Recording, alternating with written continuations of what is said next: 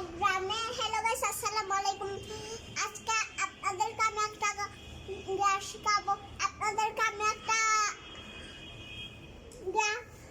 কি বলে, এক গ্রামে এক ছেলে থাকতো। তার নাম হলো কাসলি।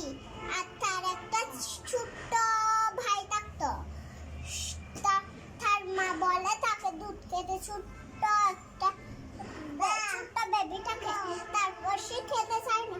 আর তার মা তাকে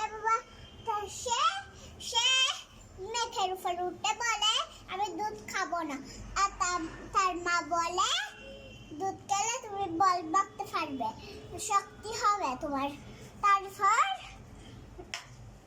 এটাকে কতক্ষণ বোঝানোর পর তারপর বলছে যে পাখি দুধ খাবে, বিড়াল দুধ খাবে, কুকুর দুধ খাবে।